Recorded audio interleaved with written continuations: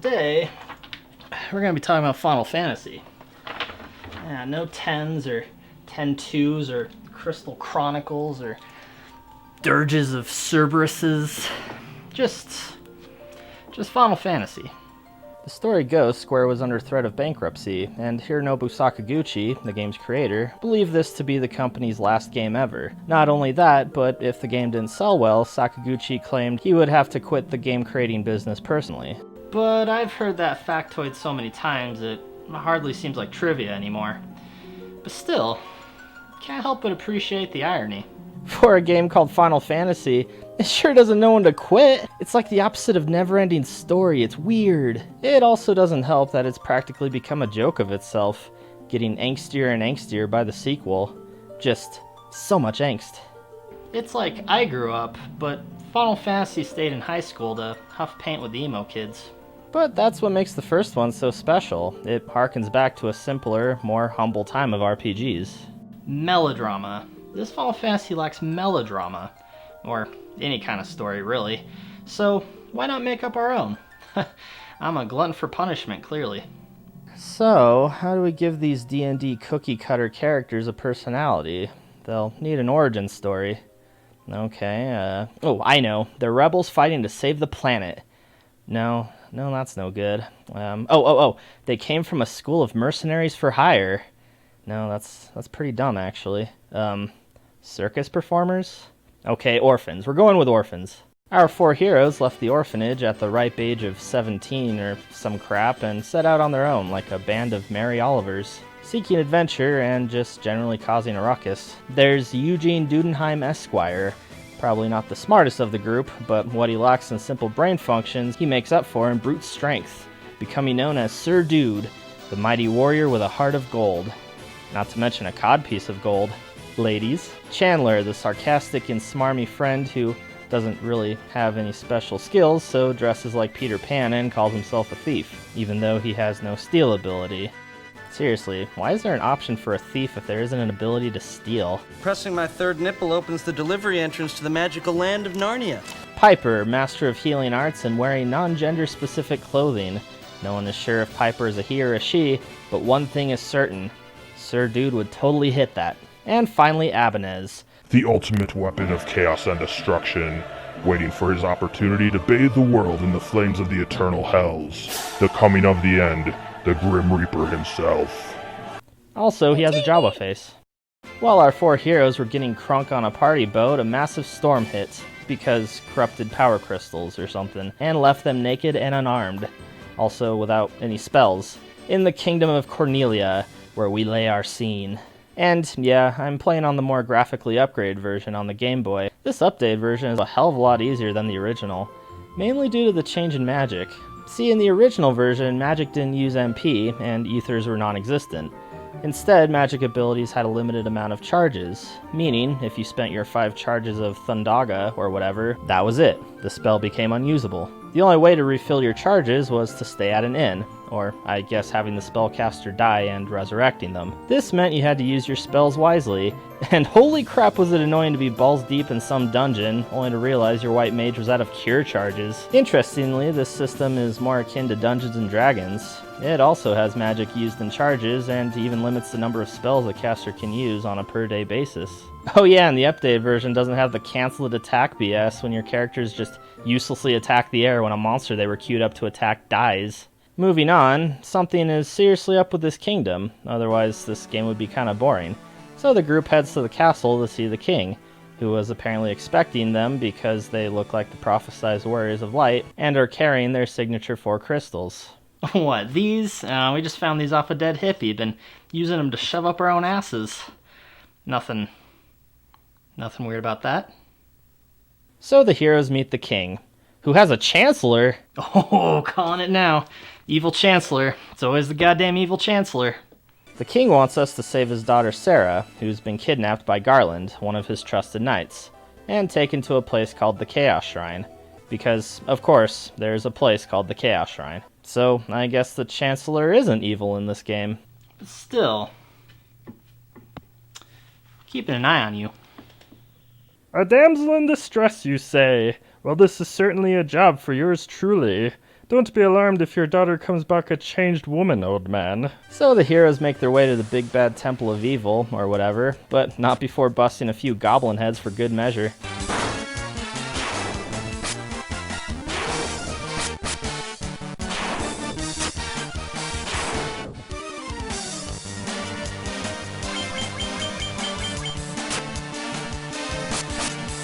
Yeah, fucking them up good.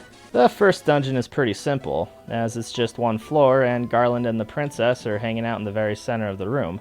Alright, Garland, you son of a bitch, get ready for it. Oh, wait, hold on. Gotta rest first.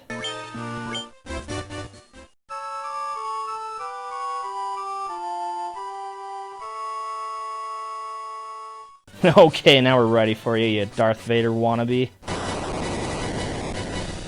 Fear not, fair maiden, for it is I, Sir Dude, your champion. Oh, there is no need to thank me. All I ask is for your sweet and tender, how old are you anyway? Damn you, ambiguous Japanese character design! First time Garland's been defeated, huh? Yeah, that explains why he hasn't died until now. Wait, what? For saving his daughter, the king fixes a bridge so the four heroes can proceed. Apparently, the king was holding them ransom until they killed Garland for him, even though he was well aware of their mission to save the world. I'm wondering if we killed the wrong asshole. So their journey continues, where they meet a pirate who says they must have cannonballs of steel. And then he sicks his henchmen on them. Stand back, my minions. I will put them all to sleep so we can slit their throats as they lie defenseless. If that doesn't keep kids in school, what will? After slaughtering his entire crew, the captain offers his ship an apology, and promises to never do it again. Yeah, well, live and let live, I always say. Your disrespect must be paid for in blood. So from here we set sail, and somehow figure out that we're supposed to go to the Elf Kingdom. I mean, duh. What, you didn't know that? Oh, what's that? You didn't? Because nowhere in the game does it tell you where to go next? Oh. The Prince of the Elves was put into a deep sleep, and it's up to us to find something to cure him. Well, maybe the cure is in this nearby cave that's full of creatures that can cause poison, and I didn't buy any antidotes, and damn you, Chandler! Yeah, could I be any more dead? Luckily, Piper is on the case. With a cure. Good job. Well, I found a crown in this cave. Maybe that's what the prince needs. No? Welp. Now I'm stuck. And that's what it's like playing this game. You get hopelessly lost, then finally find the right path, only to get hopelessly lost again. I give this game a hard time for its lack of direction, but that was probably the point. To give this sense of adventure, to have you, the player, unlock the story yourself. But with the combination of game-stopping encounters that make going the wrong way much more tedious, and a lack of any rewards for going off the beaten path, it hasn't aged well. I am sensitive, and require constant coddling, you see. But on the plus side, there's really no need for grinding, with all the aimless wandering you'll be doing. Where you're supposed to go next is the Western Keep, a random fortress that's home to the Dark Elf Astos. Looks like a fucking dork. Kinda reminds me of the animated Hobbit elves. He was responsible for putting the Elf Prince into a deep sleep, and has a possession of a crystal eye. So, is the prince awake now? Nope, still out cold. Oh wait, I remember this. There's a witch in a cave somewhere looking for her glass eye, and she'll give you a tonic in exchange for it. That's what you need to wake up the prince, and in exchange he gives you a key, which you take back to Cornelia to unlock a door to a room containing nitro powder, which you give to a dwarf named Narek, he said pooter, who blasts a canal in the middle of the continent, allowing you to sail through and reach even more items to give to even more people. Yeah, fuck this. I'm using a walkthrough. But first we need to stop by Melmon to appreciate the useful NPC dialogue. I'm just a farmer. Well now, sorry for taking up your time, sir. Stop by my father's shop, okay? Yes, I imagine business must be difficult, considering the town is 40% gravestones. Any of you guys want to tell me why this place is so glum? Oh, apparently it was a vampire attack. Well, now I feel like an asshole. Next stop is the Cavern of Earth, where we finally start the main quest proper. That is, to restore the power to our anal beads. I mean crystals. Whatever. Oh yeah. Remember that being a thing? It's the usual. Dive into the dungeon, fight monsters, get treasure, get the fuck out of my way, bats! Move! Seriously, the NPCs in this game can be so annoying. They wander around randomly and just stand in the way when you need to get by. Just look at this! So after defeating Edward Cullen, oh my god, he's so beautiful, we get a ruby that we feed to a golem so we can reach this old dude who gives us a staff that unlocks the real boss to the Cavern of Earth, which is back at the other end of the dungeon. Sorry, you want me to do what now? Oh yeah, let's go back to the same dungeon again. That's not needlessly tedious. This time we reach the Earth Crystal, which is guarded by a Lich, who, in retrospect, I wonder if I could have insta-killed with a Phoenix down. Nah, guess I'll never know. So that's one down, and hey, after all that, they at least have the courtesy of letting me teleport out of the dungeon for free. So I guess I can't really complain. Just try to stop me, though. The next stop is the Fire Crystal, located within Mount Gold. The fun gimmick for this dungeon is that most of the floor is made of lava, so I get punished for having a poor sense of direction. The fiend this time is Marlith, who Abanez blizzards to death.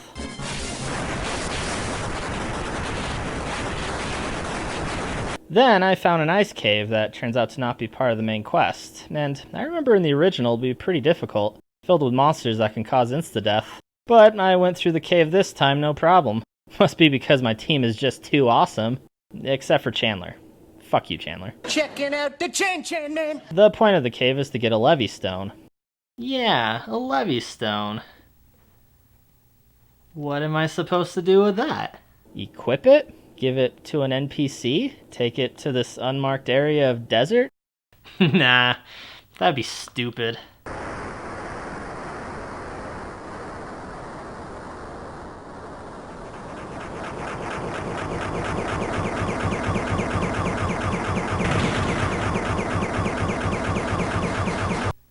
Oh. Yeah, Levy Stone equals airship equals random patch of desert. How are we supposed to know that? How did anyone figure this out in the first place without the power? Let's see. There's Spock the Elf Prince. Right. That tells you how to get the canoe from the sages. Huh, what's this? A desperate battle. The fiends in the marsh cave fiercely guard their treasure, and the light warriors have never faced such an attack. In fact, they use 50 heal potions just to reach the crown. Well, excuse the hell out of me, Nintendo. Maybe give us a little more credit than that. It's more like 40 tops. Ah, here we go. With the floater, well, I guess Levy Stone didn't seem fantasy enough. They find the airship and fly to the north. Here, a new world opens up for them. That's it? Not even Nintendo Power gave the answer? This sword is made of wood. And now, so is my heart. But hey, at least we got an airship, which apparently Sid made, so that's actually a nice touch. Which one, though, is what I'm wondering. Do they mean the hammer-wielding psychopath Sid? Or the crude, foul-mouthed smoker Sid? Or maybe the yellow jumpsuit-wearing Sid? Or Robin Williams? My favorite part of this game has always been when you go and meet Bahamut. Yeah, that's right, Bahamut. The badass dragon summoned from the later games was a mainstay from the very beginning. In this game, he pimps out your characters with awesome new sprites. Sir Dude is all caped out, like yeah, you better not mess with him. And Chandler looks like a ninja that could blend in with grass. And I guess Piper was a woman this whole time, if the hair is any indication. I don't know, maybe she's Fabio.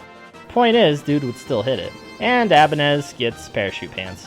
In order to get the fabulous makeover, you first have to go to the Citadel that's only accessible via the airship. Finish the dungeon, and you get the item you have to give to Bahamut. A rat's tail. Your courage will be put to the test. If it truly dwells within you, you shall find proof of it here. Yeah, it would be pretty brave to have one of those things outside the 80s. Apart from the visual upgrade, meaning Bahamut also lets your heroes use the late game spells and weapons. So, naturally, that means Chandler can use cat claws. I'm hopeless and awkward and desperate for love. The next crystal on the list is the water elemental one. The fun gimmick to this dungeon is it has mermaids. Well, hello, my aquatic beauties. Sir Dude, at your service. Well, where's your... How do I... Well, I'm out. Actually, it looks like we're not going anywhere. Yeah, she must be working for the Kraken. So we restored power to the Crystal of Earth, the Crystal of Fire, and just got the Crystal of Water. The next one must be the Crystal of Love. Oh, or Air. Yeah, I guess that makes sense. To do that, we need to find the Warp Cube, whatever that is. A waterfall? If years of playing Zelda has taught me anything, it's that there's always something behind a waterfall. It's a cave full of farting unicorns. Yay! With the Warp Cube in hand and a couple of other item swapping quests, we eventually get to the Flying Fortress. The fun gimmick for this one is I get hopelessly lost in it. So we spank a multi-headed dragon, power the Wind Crystal, and are now on our way to endgame. I wouldn't be doing the Game Boy Advance version any justice without also mentioning the extra dungeons they put in. And let me tell you, they are some of the weirdest fucking things I've ever seen in an RPG. And I've played Bot and Kaitos. The dungeons are open once you defeat the 4 fiends, and the layout of each is random, so no 2 excavations are going to be the same. This is a good thing because they all require you to eventually choose from a selection of bosses that instantly teleport you out of the dungeon when defeated, meaning you have to go through the whole thing multiple times in order to fight all the bosses and get their treasures. Some of these levels, though, are just weird and bizarrely meta, like this one that has you talk to the spirits of monsters you've killed. Don't you try to get sympathy from me for killing monsters, Final Fantasy. I mean, what? What, do you think you're Undertale or something? I've got the motherfucking Excalibur and the Kikuji... a goddamn ninja thingy, and I'll kill what I want. Hey, that puny worm thing? He came after me. Abanez, back me up here. Not even worms will survive my reckoning. You're not helping. Then there's this weird one, where it looks like you're in the overworld, but it's still just a level in a dungeon. And then... oh no! What fresh hell is this? They knew! Those assholes knew that the NPC pathing was a load of crap and put it as a dungeon obstacle. What? What, you think that's funny? You having a laugh, eh? And these bosses are no joke either. Well, except for Scarmeleon. Dude sliced that sucker in half. And the Phantom Train always gets a laugh out of me. No suplex move this time though, so 0 out of 10. I actually just decided to give up when trying to beat Shinryu, who's claimed to be one of the hardest bosses in this version of the game. It was probably because I wasn't high enough level, but my pro strat of using Temper and Haste on Dude wasn't doing dick. Because, you see, Haste increases Dude's number of attacks, and Temper increases his attack power, so being that he's the hardest hitter of the group, that means that none of you care, do you? So we brought back power to the MacGuffin crystals, smithed the mighty Excalibur from the Dwarven Kingdom, fought some of the mightiest foes in the trippiest of dungeons, and even harnessed the power of death itself. Finally, I have obtained phenomenal cosmic power. Yeah, it only really works on weak monsters. But finally we're able to face off against the ultimate evil. Which is... where? Exactly. I've been everywhere on the map. Where the hell do I go? Oh, I'm supposed to go back to the first dungeon. Yeah, just like that one NPC said. Nobody told me to do that. Planeteer roll call. Fire! Wind! Water! Heart! By your powers combined, I am Captain Planet!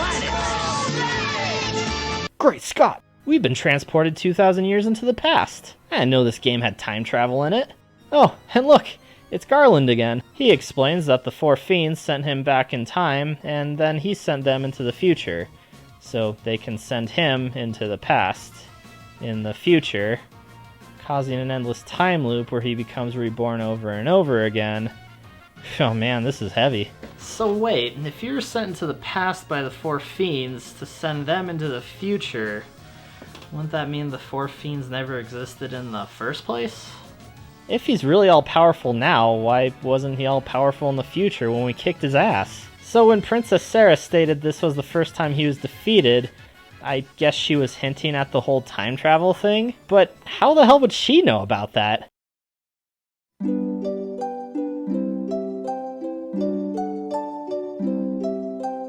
The story for Final Fantasy I comes in minuscule bits and pieces, and playing it nowadays can be a bit of a chore. But don't get me wrong, I mean, back in the day having a story was probably achievement enough. And going at it today with a bit of an imagination like I have does make it pretty fun. Don't go calling your RPG characters Sir Dude, though. That's trademarked. You also can't deny that a lot is owed to this one simple game that Squaresoft put out, assuming to be its last.